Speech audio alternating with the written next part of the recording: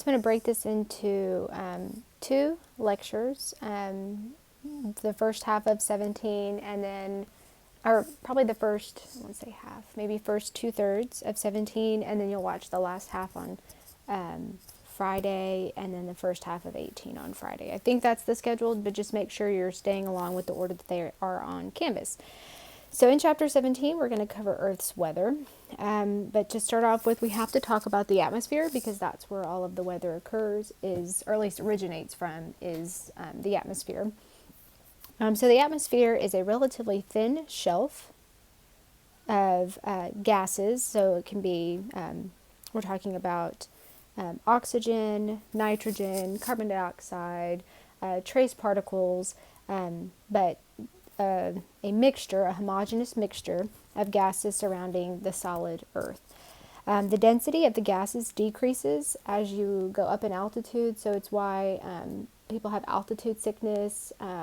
People who go up into the mountains and try to run 10 miles like they would at lower altitudes have a hard time, because there's just not as much oxygen up there. And so usually people who are professional athletes, like Olympians, long distance runners, will go up into higher altitudes like Colorado and train, and then that way when they come down to lower altitudes to compete in races or competitions, they are suddenly in an area where there's a lot more oxygen, so they perform better. So it's kind of training your body for low oxygen conditions, which the aerobic activity is important. And so what the density looks like is on the right-hand side, if you were to take little cubes, little samples of atmosphere as you go up away from the crust, up into the, closer to outer space, you would see that there's less gas particles inside each box, and that's reflected by the density. Less gas, mass-wise, per unit of volume, meaning the volume's not changing, the sample size is not changing, but the amount of gas present inside each box is becoming less.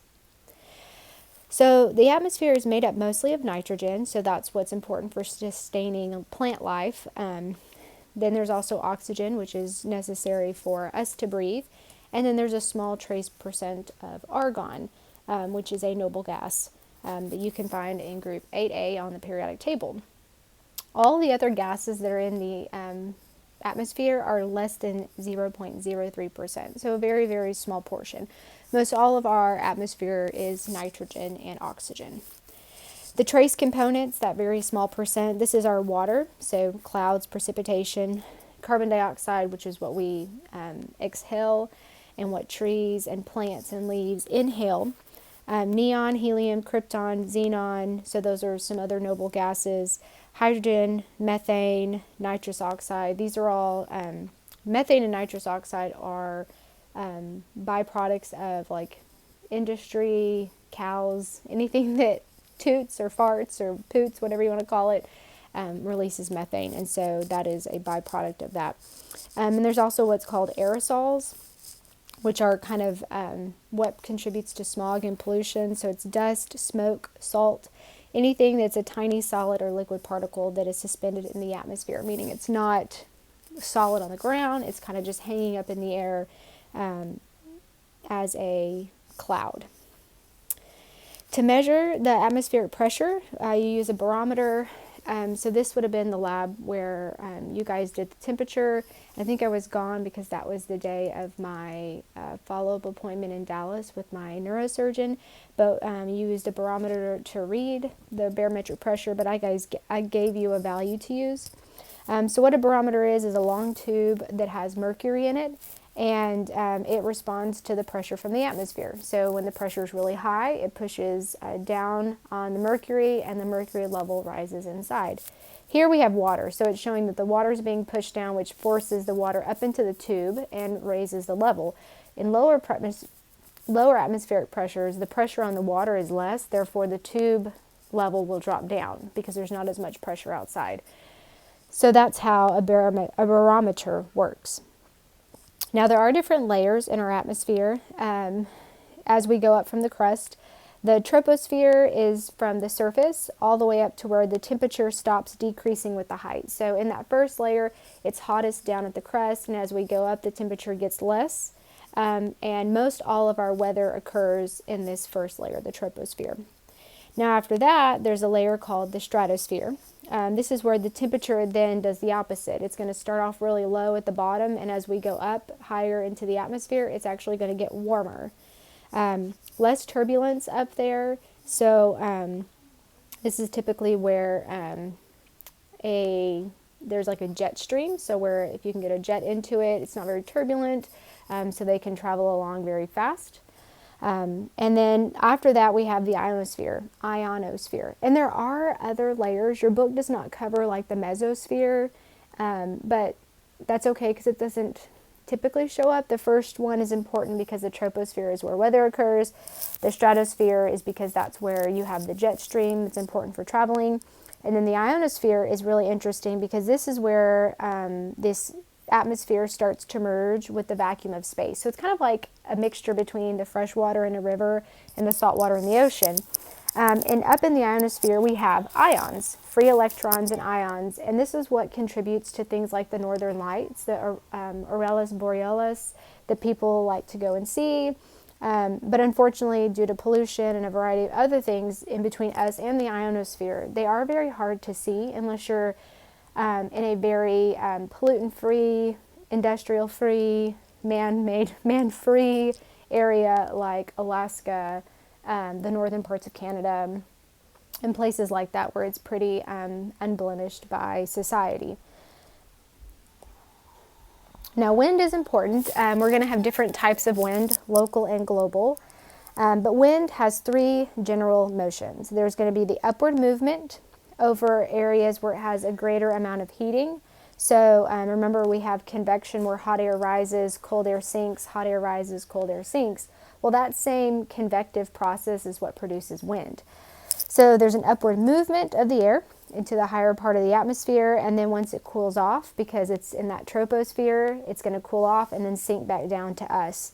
And then there is the horizontal movement, the motion of moving from once it sinks down low to where it passes over the land as it warms up before it passes back up.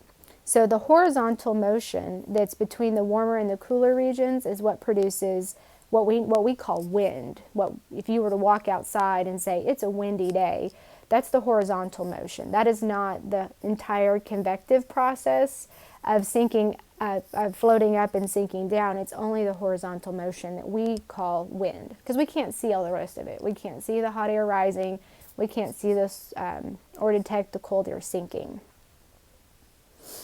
Now, local wind patterns are different than global. So local wind patterns are what you're going to say is happening in your area. 20 miles an hour from the northeast, 15 miles an hour from the south. And so some examples of local wind patterns are sea breezes. If you've ever been to the beach at night or near the coast, you know that during the day it's warmer. The wind is usually blowing out into out from the ocean onto the land, warming it up, warming the land up and cooling the water off. And at night, it switches. At night, the land becomes cooler and the water becomes warmer, but the breeze also switches. It's moving from the coast off into the ocean. And so if you think about it, when you're at the beach, it's usually windy, and that breeze seems to be coming off of the water. It feels warm, and hence why it warms up during the day, and at night cools off really easily because the wind pattern shifts. There are other ones like mountain winds and Chinook winds, which are very similar to mountain winds, but this is a specific kind. So if you've ever gone around mountains, remember like mountains, not like the Rockies and things like that, there will be breezes you can feel coming off the mountain because of the wind being shaped by that feature. It's going to hit one side of the mountain, come up, cool off, and then sink down the other side. And so sometimes you'll have a cool side of the mountain and a warmer side, a wet side, and a dry side. So mountains are huge features which can change the weather that we see. Now, wind chill is something that we are familiar with because sometimes the weatherman will say, it's 54 degrees outside. And you go outside and you're like, it is 30 degrees outside. And usually that is a direct result of the wind. The wind has a factor in how we perceive the temperature. So if you're looking at this chart right here, it's in degrees Fahrenheit, which is normally what we're accustomed to here using. And so you can see it as the wind increases on that first column, the wind is going from 5 to 60 miles an hour. And the temperature is decreasing along that second row at the top, 40 all the way down to negative 45.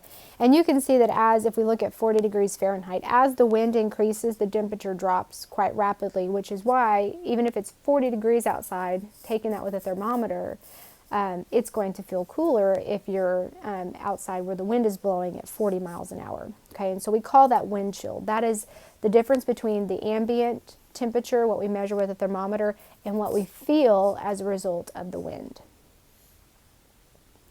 Now, global wind patterns are going to be because we have an unequal distribution of sunlight.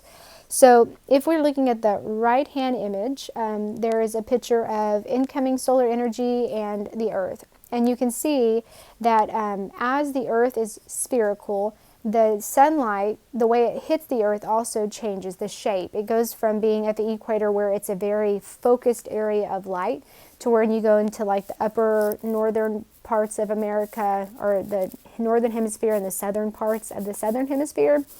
That shape no longer is a perfect circle, but it's kind of an oblong shape, which is really dissipating the heat energy, meaning not every individual area is receiving as much sun, as much heat as the areas closer to the equator. And what that means is we have cooler temperatures at the southernmost points and cooler temperatures at the northernmost points, and the warmest right along the equator, okay, right where the tropics are.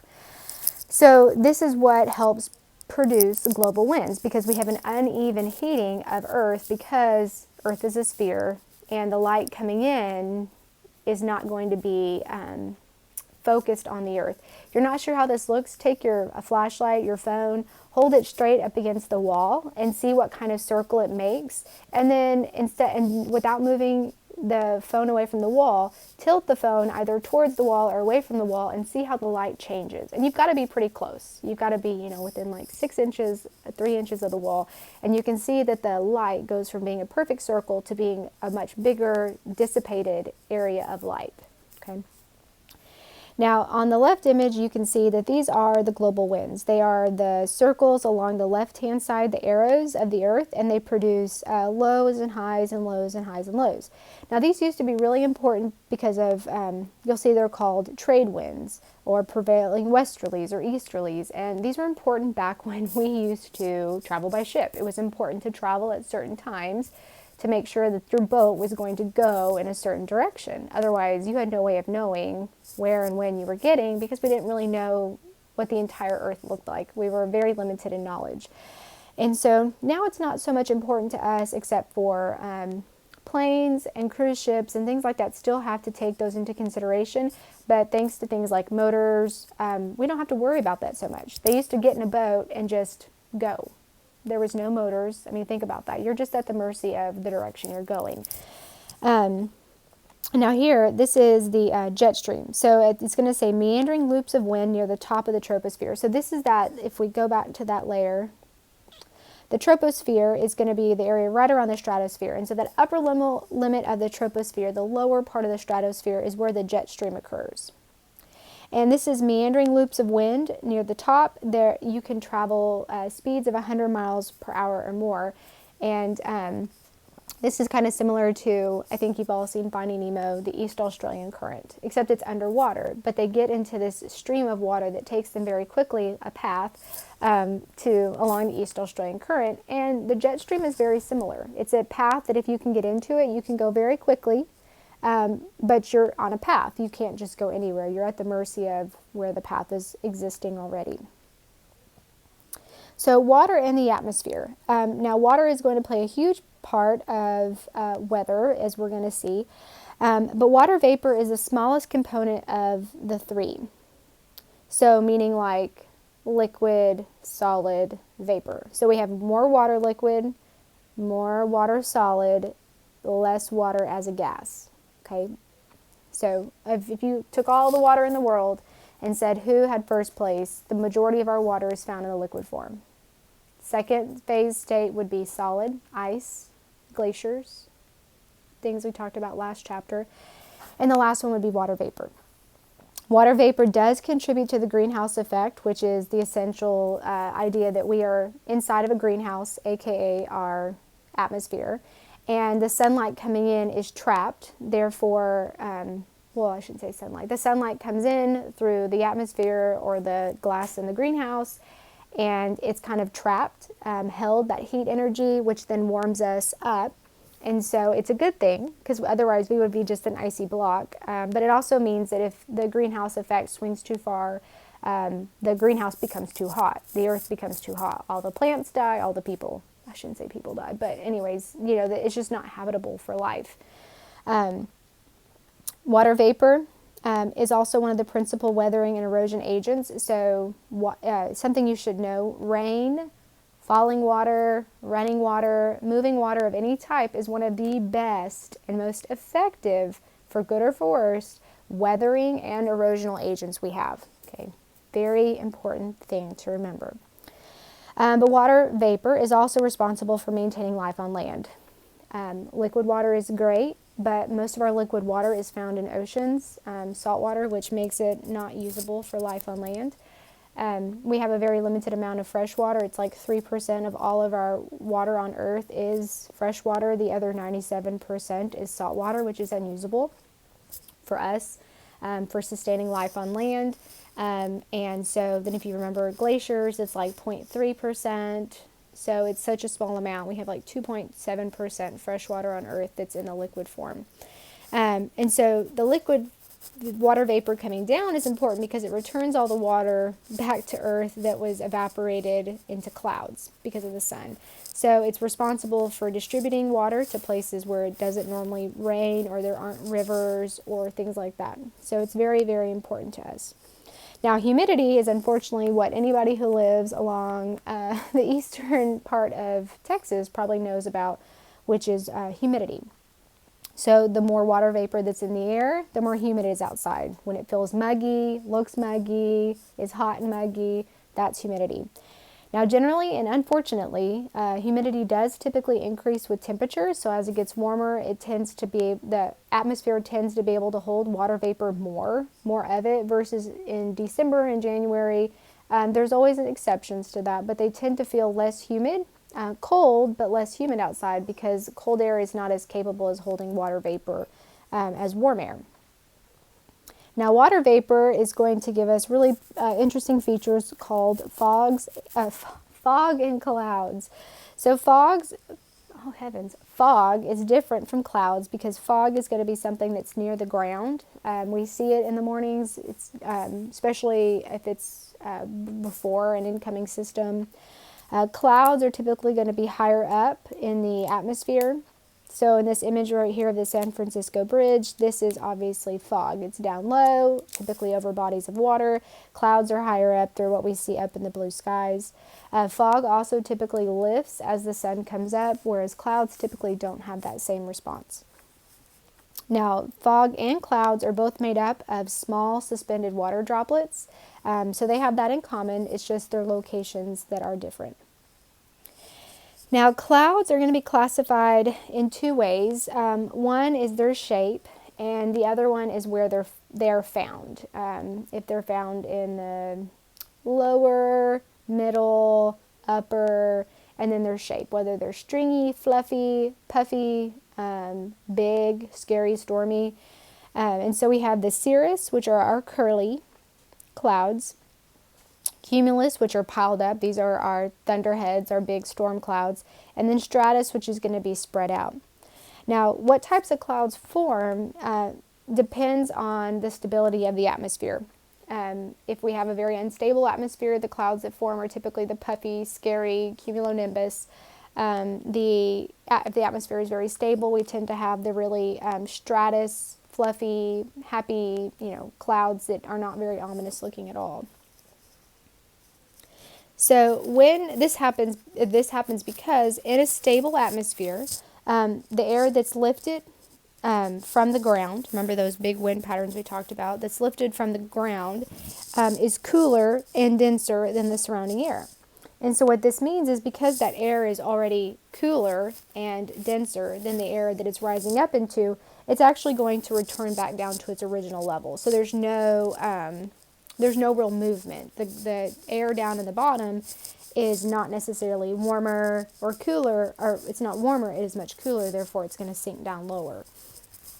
Unstable atmospheres, it's a little bit different because the parcel of air that's lifted up from the ground is going to be warmer and less dense than surrounding air. So it's like a piece of ice. If you take a piece of ice and you push it down to the bottom, or cork, push it down to the bottom of a bucket of water, it's going to want to rise back up once you release the pressure. That warm air does too. It's going to want to rise up until it gets to the surface, and because it's moving to a higher level, it's going to continue to rise, and the higher it's rising, the bigger the cloud. So if it only rises a little way, we may have a little puffy stormy cloud. If it rises all the way up into the upper limits of the troposphere, it's going to be a very tall, very aggressive storm. So that's why they look at how high up the storm clouds are when we have an incoming system or a storm cell, is because the bigger the clouds, the more dangerous the situation could be, because the more unstable our atmosphere is. Now, the nice thing about instability of the atmosphere is that storms can consume it. So it's like fuel. If the atmosphere is unstable, a storm passing through will consume that instability and then return the atmosphere back to stable, meaning storms don't typically last for weeks at a time. They're you may have a storm outbreak. It may be a day or two, but once the instability of the atmosphere is used up, that fuel is gone, storms usually dissipate and the chances of them go down quite quickly. So upward mobility and moist air. So rising moist air is going to cool and eventually reaches what's called the dew point, which is where water goes from the gas to the liquid state. The droplets will condense in that very saturated air. The cooling air that's rising up is going to slow down, and as the droplets begin to condense and come back into that liquid state, they're going to become clouds. Okay? So that's how cloud formation occurs. Now, eventually we know that clouds are also a source of precipitation. So precipitation, in this case, we mean rain. And this is the method in which water returns to Earth's surface. So it's part of the water cycle. Water is evaporated up into the atmosphere by the sun's heat, into clouds and water vapor in the air, and eventually it's going to return back. And we know that this process occurs over and over again. Therefore, the water that was here during Jesus' time is the same water we have now, and it's the same water we had before Jesus. It's maintained as a cyclic process, which means that the balance of it's important. And stopping the cycle is very hard, but any sort of hiccup in that cycle process results in droughts, results in flooding. It can have effects to us that are very obvious. So now dew and frost. So frost is very similar to dew, except for it usually happens during the cooler times. You have to have a certain temperature outside for frost to occur over dew. But these are called surface processes, so these are not precipitation. Precipitation would be something like rain, hail, snow, sleet, but it's not going to be dew or frost, okay? Because these are things that occur at the surface, whereas snow and hail and sleet and rain are things that start up in the atmosphere and then come down to the surface. So air masses are important to us because they dictate a lot about our weather, seasonal and not seasonal. So air masses are large, horizontally uniform bodies of air, meaning they're typically it's going to be a big body of cold air, big body of dry air, big body of wet air, but it's uniform throughout. The moisture and the temperature are going to be nearly the same throughout that air mass. And we have four main types. And so you can see this is the United States here. It's kind of hard to see the United States, but it's the orange figure, tan figure, and the blue water around it. So you can hopefully see the outline of Northern America and even Central America. So there are four main types. We have a continental polar, which if you look on the map, comes from Canada, the northern part of the U.S., pointing down towards us. It's continental polar, which is polar always means cold, and continental is going to be dry. It's coming from an area of land, and that's not a source of water, believe it or not. So cold, dry air. Maritime polar, if you look on the image, it's going to come from Alaska and come down from, oh gosh, Greenland? Yes. I feel like I'm going to get that wrong. Anyways, but from the eastern coast of Canada. Okay, so it's going to be maritime polar. Polar means cold. Maritime is going to be moist. So it's originating over a body of ocean, whether it's the Pacific Ocean on the west coast or the Atlantic Ocean on the east coast. It's originating over water, so it's going to have moisture associated with it, but it's going to be cold. Now, the other two in that pair are continental tropical. So continental tropical, you're going to see, this is us. We are directly above Mexico, Central America, and so this is a area of warm air that's continental, so it's dry. And this is what's going to provide us a lot of our summer hot weather. And then we have maritime tropical, so you're going to see one comes from the Gulf and one is coming from over through California, Baja, and this is kind of where we have El Nino versus La Nina, which gives us it's kind of a weird thing, but we switch between El Nino and La Nina, which are wet and dry seasons. And right now we're obviously in a wet season. I think La Nina is what we're in right now, but I haven't looked at that specifically. So when we have maritime tropical, this is going to be where you have warm air coming in off of a coast, whether it's Pacific or Atlantic, and it's going to have moisture associated with it. And so this is going to be our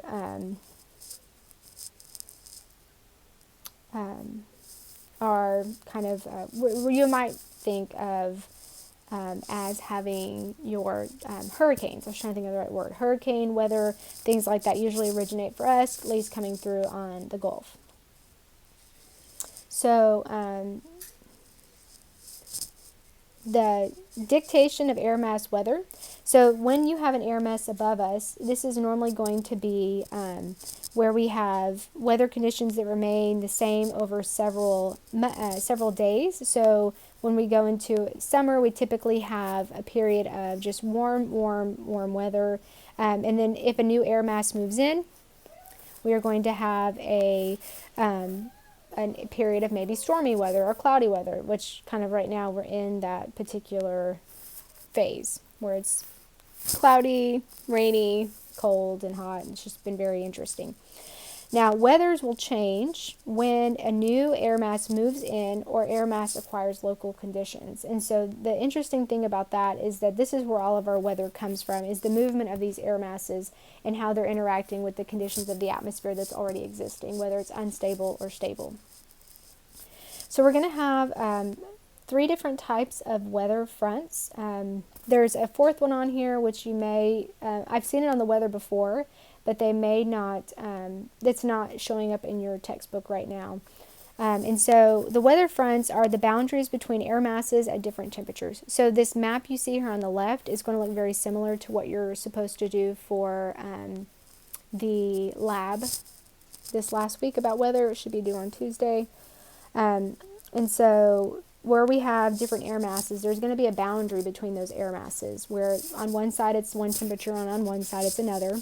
Sometimes the temperatures will feel pretty extreme, but normally it's not noticeable because they're kind of mixed and you're traveling through that change. Now, cold front is our first kind of weather front, and this is where you're going to have a cold air mass, shown here in blue, moving in towards something that is warmer. Now, because the cool air is heavier, it's going to stay down towards the surface. The cold air coming in is going to throw up the warm air that was already there in that area. Okay, so it's going to push the warm air up into the upper atmosphere.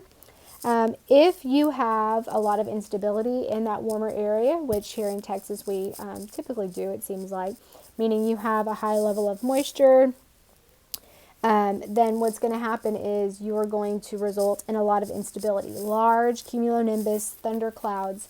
So anytime we have a cold front that's busting in and we have an unstable atmosphere, there is usually a lot of concern about the instability or the outbreak of tornadoes, hail, heavy wind, things like that because that mixture, if the cold front's coming in very quickly, the atmosphere doesn't have enough time to compensate for that change, versus if the cold front kind of creeps in for a few days, we'll have a different type of weather, because the air here in your area is able to adjust. The atmosphere can adjust slowly as the cold front comes in.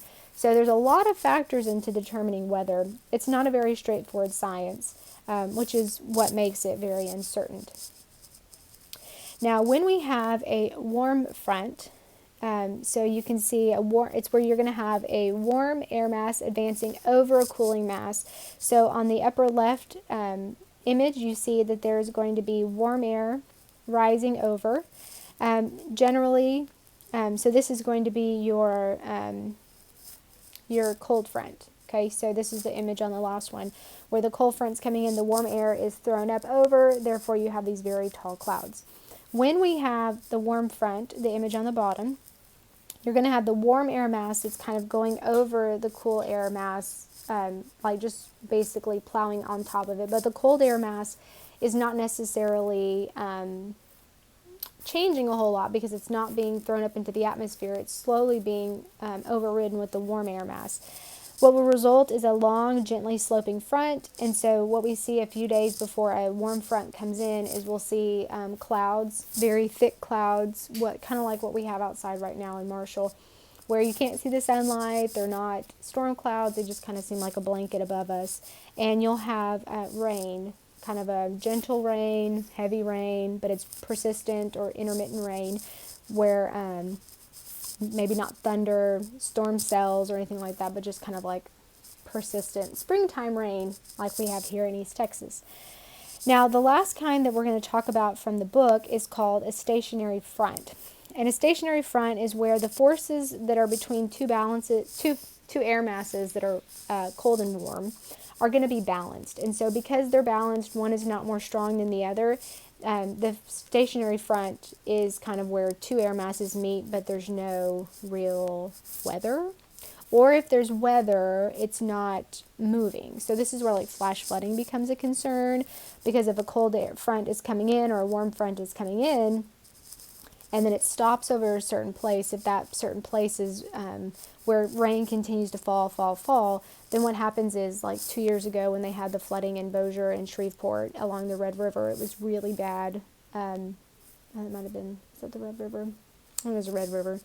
I mean, everything flooded. It was even small streams, but you have really dramatic flooding just because the rain is falling in the same spot over and over again.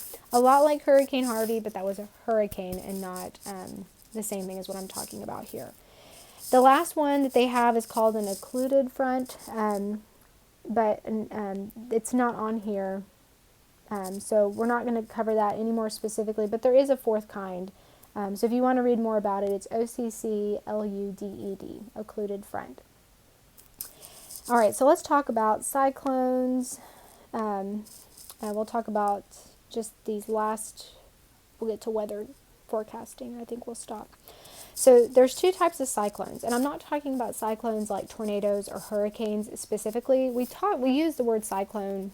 I don't know, it seems a little archaic to me, but we have two different types. We have a cyclone, which is a low pressure area where we have inflowing upward forced winds.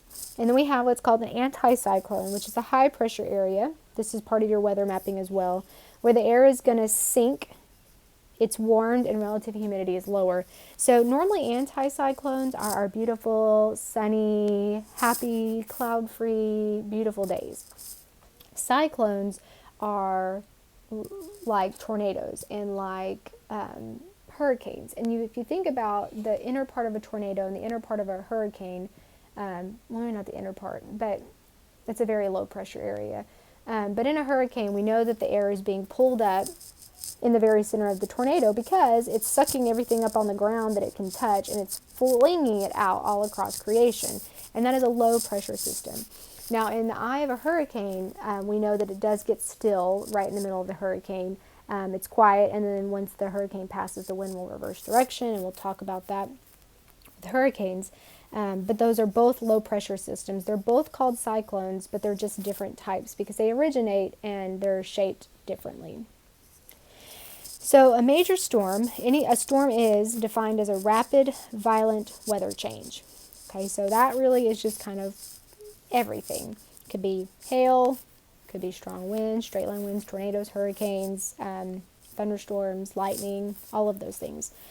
Often, all of our major storms are associated with frontal passage. Okay, so between air masses moving from one area to another. We have three major types: thunderstorms, tornadoes, hurricanes.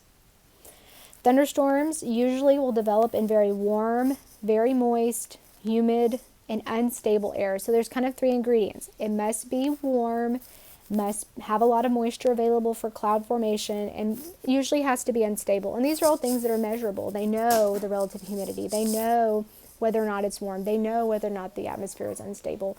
So we can predict these things, but you can't predict it down to an exact guarantee. It's a prediction that we're making, a probability, and that's what makes weather forecasting difficult. It is simply a probability. A 70% chance of rain means a 30% chance it won't. Okay, so you have to think about it both ways. There are three stages of a storm. We see them A, B, and C here. I'm sorry, not A, B, and C. This is a different diagram. But we have three stages of the thunderstorm: the cumulus, mature, and the final. So the cumulus is normally like, well, the clouds look kind of scary, stormy, but nothing's really happening very scary. The mature stage is where you have your tornadoes, where you have your hail, where you have your strong winds. These are the damaging storms. And the final stage is kind of the death stage. So once that storm cell has consumed all of the instability and it's used all of its energy, the storm will usually die off. But the thing is, we know that storms can reignite back up. So especially if a particular storm has a history of producing a tornado, as it travels on, if it travels into more unstable places, it can still redevelop into a severe storm. Now, lightning is a really interesting phenomenon because one, there's different types. There's intra-cloud lightning, which happens within a cloud. There's cloud-to-ground lightning, which is lightning that strikes the ground from a cloud. And there's cloud-to-cloud lightning, which can occur between clouds, cloud to air.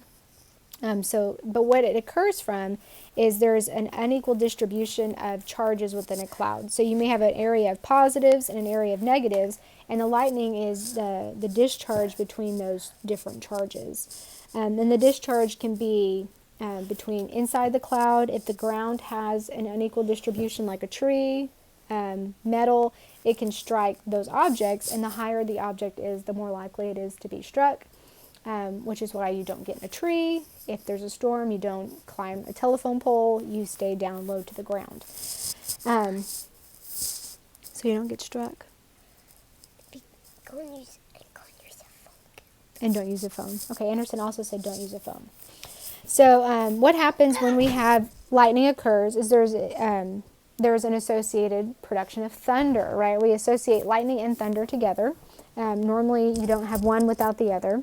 So what happens is there's an expanding pressure wave when you have that discharge of the heated air, and it's going to produce the crack of thunder. And so you may know that if you hear thunder, you can count 1 1,000, 2 1,000, 3 1,000, 4 1,000, and it's a rough estimation of how far the storm is away.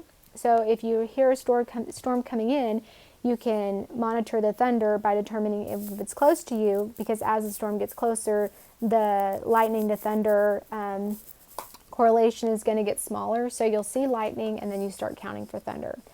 And as it gets closer, the gap between the two will get smaller, and then as the storm moves away, the gap will then get bigger. And so that's how you can monitor the storm moving.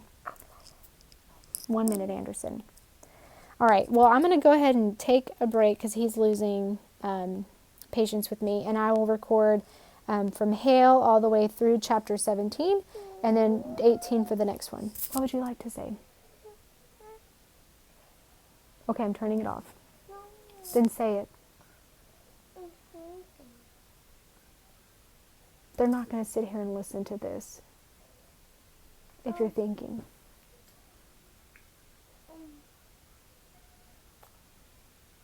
As the storm gets closer, thunder will get louder. As the storm gets closer, the thunder will also get louder. That's very good. Okay, stay tuned for the last half of chapter 17. from Anderson and Dr. Smith.